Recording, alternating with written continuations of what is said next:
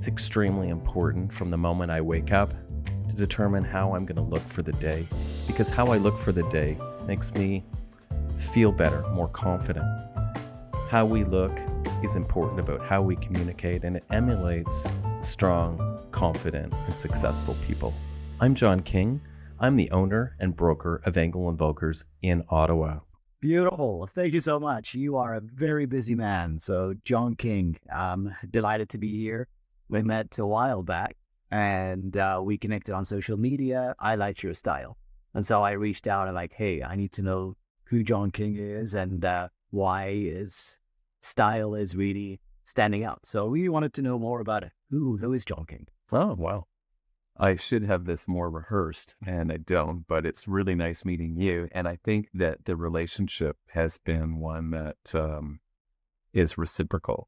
I started following off the cuff and thought to myself, who is this guy in Ottawa? And without knowing your professional status, I thought, this guy has style. And no one really in Ottawa that I could see has ever been promoting sort of men's style and fashion. And I just thought I was really inspired by your posts and thought that I wanted to follow you as well. So when we met sort of to get together, it was sort of a reciprocal thing. Beautiful. So tell us about you. Oh, I get to do all the talking today. Well, I get to ask and Ask questions. you can ask. Well, my name is John King. I've been a licensed realtor in Ottawa for almost 31 years.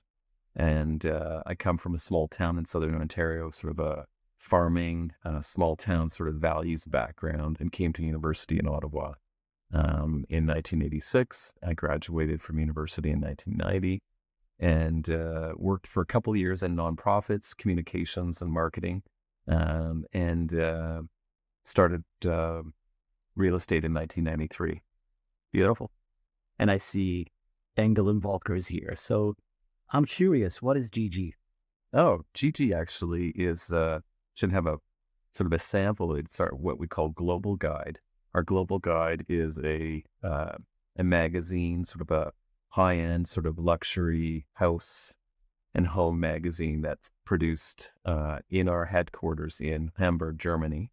And I think it's produced in and published in 7 different languages for our global guides. So produced and distributed to many different countries around the world.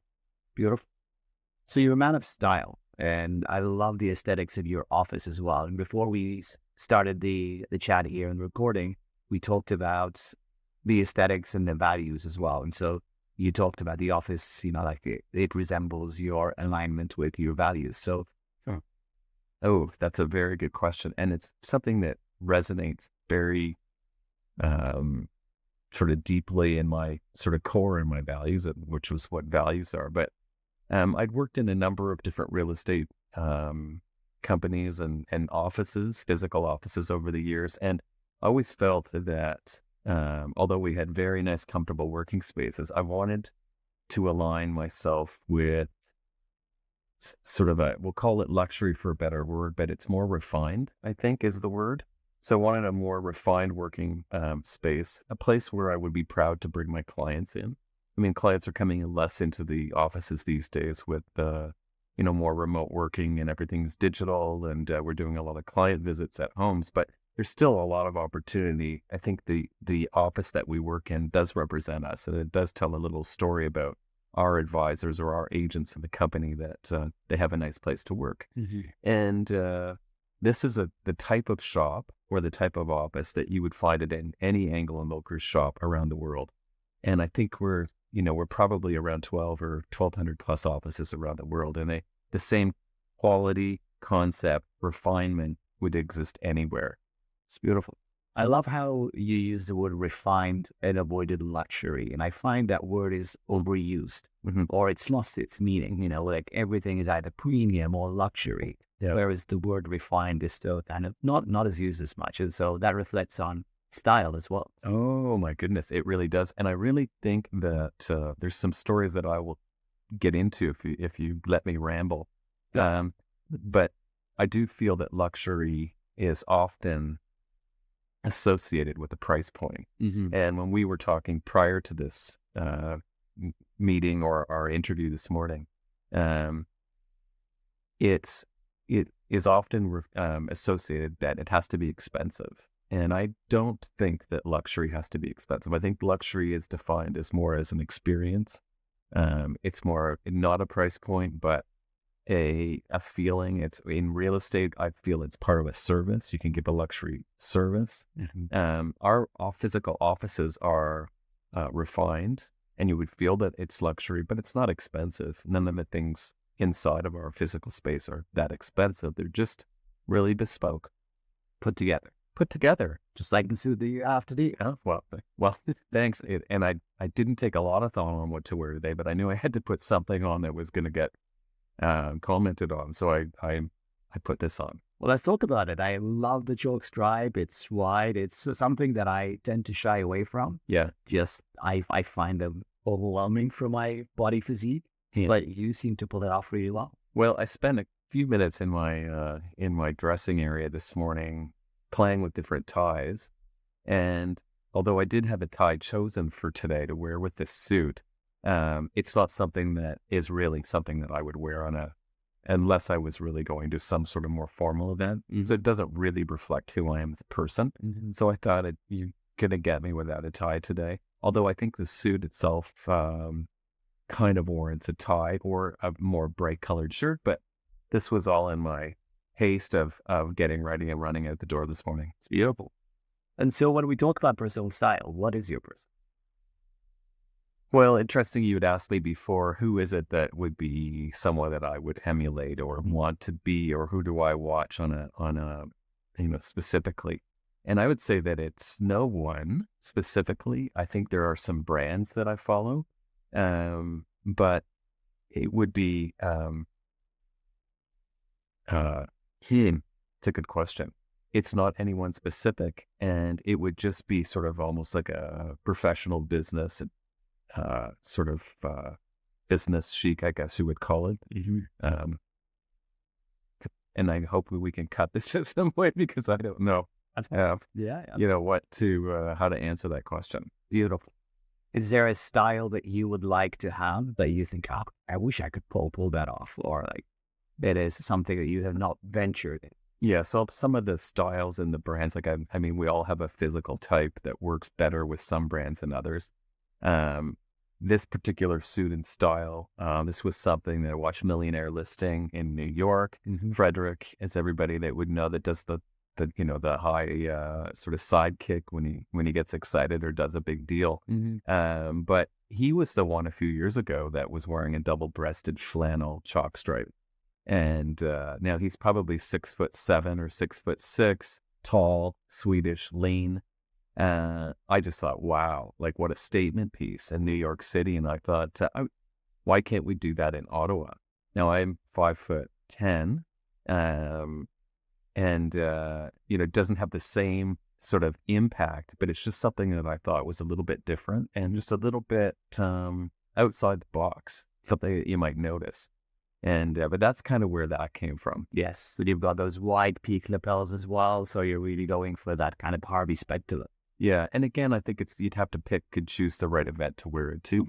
And I don't think it's an everyday suit, but if I'm going in to try to win a big listing, something really important, meeting people that I've never met before, trying to make a small statement. And of course, it's in the time of year that we can wear a flannel suit, and I think we're still on that window now. So that's when I would sort of wear something like this. It's beautiful. It's interesting. Last night I was reading an article on permanent style about whether you dress for yourself or dress for others. And so what is your perspective on that? Well, I think anybody can say, and I think it would resonate with any profession, whether it be, if you're a doctor, whether or not you're a lawyer, whatever business you're in. I think that we're all in situations where we have to look good, but looking good makes us feel good. Mm-hmm. And I find that I'm more confident when I'm dressed, better. I think that would be anyone in any gender. It could be when we look and we look good and we feel we look good, then we're gonna hit it out of the ballpark for whatever that presentation is. For me, it's getting a big listing or a new listing of some, a client that I really, really want. But it allows me to go in with my feet planted, with confidence, with a smile and a firm handshake. Beautiful. You stand out for sure. Oh, well, thank you. That's a compliment coming from you. So growing up, anyone influenced you? I would say that I was inspired coming from a small town. I didn't know what luxury was other than, when I was growing up in the 80s, for example. I knew what a Cadillac was, but I'd never heard of a Mercedes. But we all watched TV. We all watched, actors and all sort of read People magazine and watch people on TV. I was probably inspired by wanting to be successful. I didn't know how and what that looked like, but I was always, and I have always liked nice things. So whether that be my fashion, the vehicle I'm driving, the office that I'm working in, I think it's all not just one thing. I think it's something that's kind of something that follows you in almost all of your movement. And my fashion doesn't even just stop at what I would wear to work, but it's, what am I wearing when I'm outside walking the dogs? What am I wearing when I go into the gym? All of that sort of stuff. What is being successful? You said that was your kind of aspiration. Yeah. What does that mean to John? So in the company, I talk to our agents and advisors, and everybody defines that very individually. And I think everybody's success is defined by their own personal goals and aspirations. For me, the definition of success has changed over the years. I think when I was in my early days, 30 years ago, it would have been driven by financial, by money, by things that I could have, by more things. I've talked a little bit about that in some of those questions. Today, it would be defined by now maybe perhaps mentoring and inspiring others to be their best self, and for whatever that looks like for them. So leveraging some of my success or my experiences and some of my achievements over the years to be able to pass some of that on to benefit and guide people that are coming behind me to be their best self and have their definition of success. You're building a community. Mentoring. So that dovetails really nicely into the next question that I had is, what advice do you have for someone venturing into business, advice in style, business, connections, networking? Yeah. So I hear this again on lots of different platforms, whether you're a singer, whether you're trying to launch in any different career in real estate, or as a young entrepreneur, a young business person. I think, and we hear it all the time, so I sound like a broken record, but ultimately be yourself, be your authentic self. Don't try to be somebody that is not you, because it won't work. So I was mentored. The story here is that I was mentored by a top agent in Ottawa for many, many years, and I worked for him for 5 years.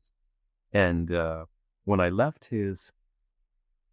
I left the nest of working with him and started my own business. And I was trying to be him when I went out on my appointments, on my listing appointments. I was trying to emulate his business, his style. And when I reflect back on it, where my success or my achievement started to get stronger and greater in terms of my sales volume and my probably the connections with people, are when I started becoming more myself. And leveraging some of the great business tools that I learned from that person and that business that I worked in, but then just kind of leveraging learning those, and then just bringing them into my own values and my own style. And I think if you be yourself and not try to be somebody else, ultimately, and work hard and be disciplined, it's going to work. It's a good advice, and I think, we hear that often, definitely, but a lot of us fall into that trap of trying to emulate or copy others, and then we fall into those mistakes. But I mean, those mistakes we learn from. And so any mistakes that you wish things that, the lessons that you have, in your life?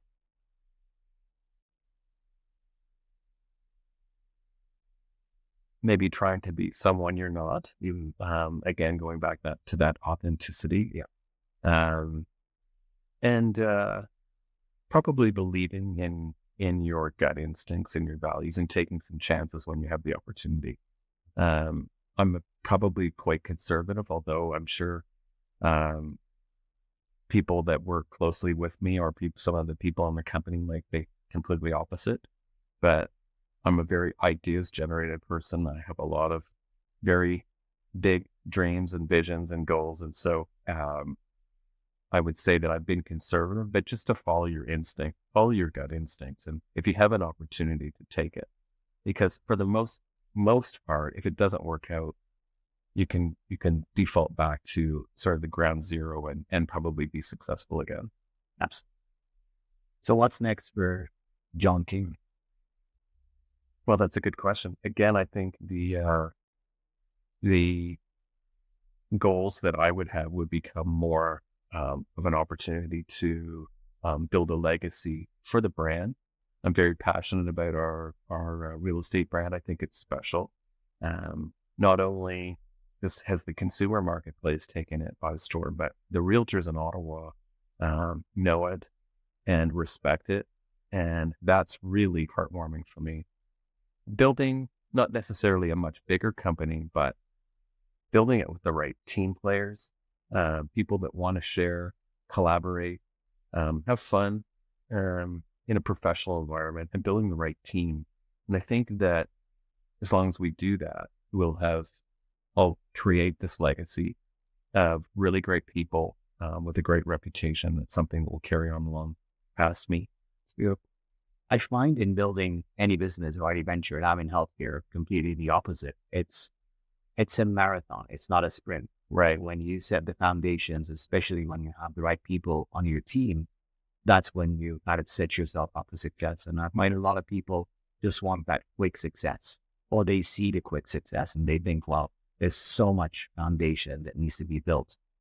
And that's something that you really kind of touch as well. Yeah. And just if you look at in any industry, whether that be a law firm, we've built our company. We have now 4 offices, about 140 agents in the company, about a dozen staff or maybe 15 staff.